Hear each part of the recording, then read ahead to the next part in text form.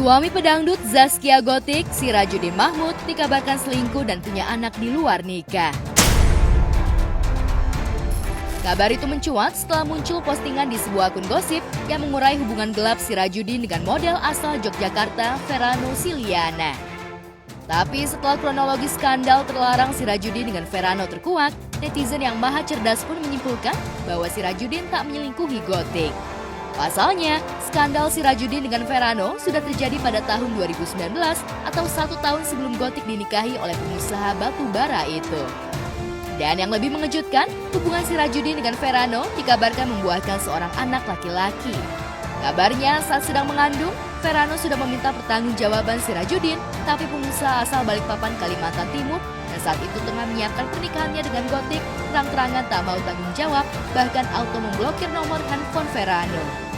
Setelah Sirajudin menikah dengan Gotik pun, Verano berusaha menghubungi Sirajudin, tapi tak mendapat respon positif dari duda email Cahya Putri itu. Walhasil, Verano menggugat Sirajudin ke Pengadilan Negeri Cikarang pada 20 Juni 2022. Untuk perkara gugatan dengan nomor 136 PDTG 2022 Pengadilan Negeri Cikarang antara V selaku penggugat dengan SM selaku tergugat itu terdaftar dan terregister sejak tanggal 20 Juni 2022. Untuk perkara gugatan yang diajukan oleh V selaku penggugat melawan SM selaku tergugat itu adalah perkara gugatan perbuatan melawan hukum. Untuk lengkapnya materi gugatannya silakan rekan-rekan lihat sendiri dalam sistem informasi penelusuran perkara Pengadilan Negeri Cikarang. Rabu 13 Juli lalu, gugatan hak asal-usul anak yang dilayangkan Verano sudah disidangkan di Pengadilan Negeri Tangerang dengan agenda menghadirkan pihak penggugat dan tergugat. Dan seperti sudah diduga, pihak Sirajudin tak datang pada sidang perdana itu. Lalu benarkah Sirajudin tak mengakui anak yang lahir dari rahim Verano? Untuk penggugat sendiri, berdasarkan gugatan beralamat di Jakarta, untuk tergugat di Kabupaten Bekasi, Cikarang.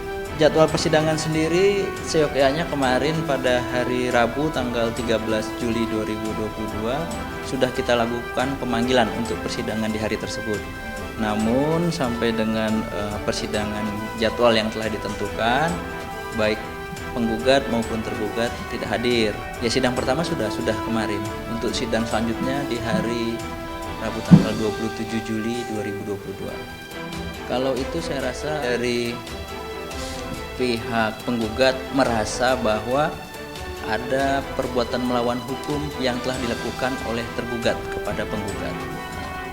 Ya tentunya untuk substansinya nanti atau materi gugatannya silakan nanti penggugat buktikan di persidangan. Begitu juga nanti tergugat apabila ingin membantah dengan jawabannya silakan juga buktikan di persidangan. Ya.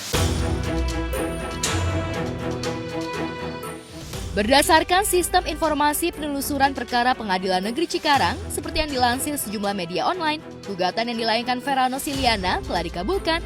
Konsekuensinya, jika masih tak mengakui darah dagingnya, Sirajudin Mahmud diharuskan menjalani tes DNA.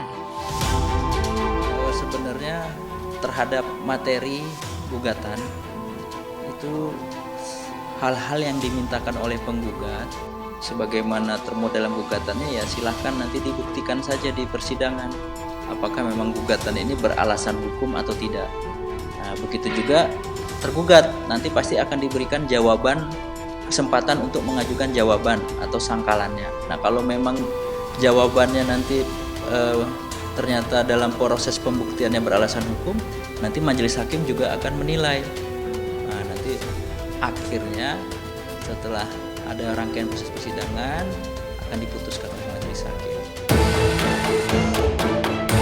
Lantas bagaimana Gotik menanggapi masa lalu sang suami yang pernah menjalin skandal terlarang hingga membuahkan keturunan? Sepertinya Gotik takut menjawab pertanyaan netizen yang membanjiri akun Instagramnya. Ia justru memilih memposting foto bersama seorang dokter yang pernah mentreatment tubuh Gotik hingga terlihat glowing dan langsing.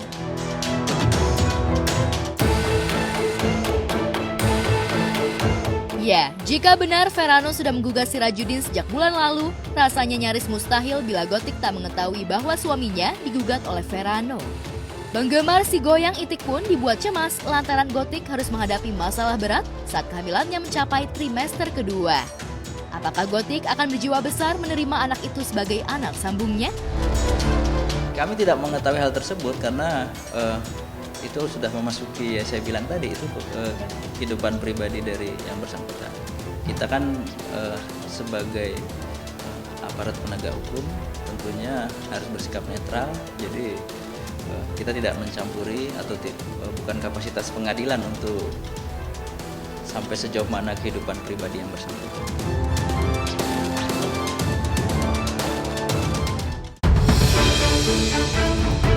Setelah Polda Metro Jaya untuk menyerahkan bukti baru terkait kasus pengeroyokan yang dialaminya pada 2 Juli 2022, aktor Claudio Martinez kembali harus mendatangi Bareskrim Polda Metro Jaya untuk menjalani pemeriksaan sebagai terlapor atas kasus penganiayaan yang dilaporkan oleh seorang waiter bar berinisial AK.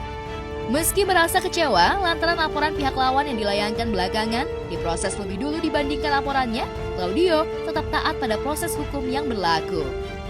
Ia menjawab 20 pertanyaan yang diajukan tim penyidik terkait aksi premanisme yang terjadi di sebuah bar di kawasan Kuningan, Jakarta Selatan. Pertanyaan dari penyidik kita jawab dengan ya, sesuai yang terjadi pada malam itu. Dan alhamdulillah semua lancar. Sebenarnya itu periksaan ini hak mereka juga. Jadi kita tim saya ini, dan ini udah jawab dengan penyataan. Mungkin nanti selanjutnya giliran saya. Memang kejadian ini sama. Pada tanggal 2 dia melaporkan, ya. Itu beda jam. Dia mungkin setelah Claudio dilaporkan juga. Ya memang kenapa sekarang malah pelapor yang terakhir malah dia yang didulukan. Karena kita waktu itu ya maaf ya, Claudio tuh waktu itu dia melapor sendiri dan didampingin oleh penasihat hukum. Jadi dia waktu itu melaporkan terhadap pelakunya, yaitu istilahnya masih dalam proses lidik. Dia juga nggak tahu nama-namanya siapa di sana. Ya, kemarin siang Claudio tak didampingi Musriana istrinya. Ana yang pada Rabu lalu mengaku sudah mengirim surat kepada Presiden Joko Widodo untuk mengawal ketidakadilan yang dirasakan Claudio dan dirinya. Kabarnya tengah mengurus bisnis di Banten hingga tak bisa mendampingi sang suami tercinta. Lalu benarkah setelah melihat tayangan CCTV, Claudio baru tahu kalau dirinya juga ikut dianiaya oleh manajer bar? Dia nggak bersalah, dia bayar, dia juga di situ nggak bikin keonaran, nggak bikin suatu keributan, kok malah dipukulin. Istilahnya, saya bilang itu sudah suatu tindakan yang di luar batas sebagai seorang waiter mereka. Apalagi saya lihat juga manajernya ikut mukulin manajernya. Baru kali ini terjadi seseorang tamu yang dikeroyok sama waiter. Biasanya di tempat klub malam itu yang masalahnya itu sama-sama berunjuk situ. Ini baru kali ini, mungkin di Indonesia baru kali ini ada kasus seperti ini.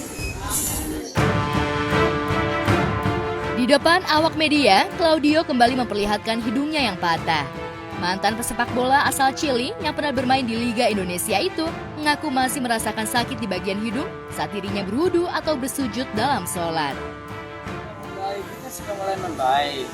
Apalagi kita percayalah sama kuasa kita kalau benar-benar kita didukung sama mereka juga, karena mereka tahu dan langkah-langkah yang kita harus ambil. Aku cuma satu, hidung saya mungkin aku merasa kelihatan oke, tapi kalau di saat saya ketawa atau saya gerakannya gimana, apalagi di saat saya sholat kita harus cuci muka, itu pasti terasa lah. Cuma kita sementara masih begini aja. Kalau psikologis kita juga sama istri udahlah, ini mungkin trauma lah, apalagi saya perempuan.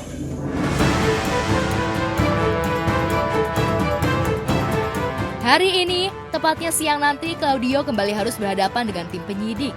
Setelah menunggu hampir 2 pekan, untuk pertama kalinya, Claudio dipanggil sebagai saksi pelapor atas laporan dugaan pengeroyokan yang dilayangkannya 2 Juli lalu.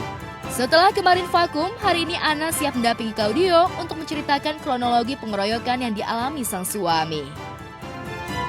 Padahal kami belum diperiksa loh sebagai pelapor korban. Ya, jadi kita mohon keadilan yang sebenar-benarnya nih buat Claudio ya. Kita mohon dengan hormat penyidik ya secara profesional melakukan tindakan lidik maupun sidik ya, supaya ini ditegakkan hukum gitu. Bukan korban yang dipukulin malah jadi terlapor. Keadilan akan saya kejar sampai manapun. Saya akan mengirimkan surat pernyataan saya ke Pak Jokowi atas apa yang saya alamin. Pak, saya di sini punya anak saya masih kecil. Saya cuma minta semoga kasus ini segera diatasin. Saya cuma minta keadilan. Saya akan kejar semuanya. Ingat Pak, saya di sini orang kecil, tapi saya punya hak mendapat keadilan.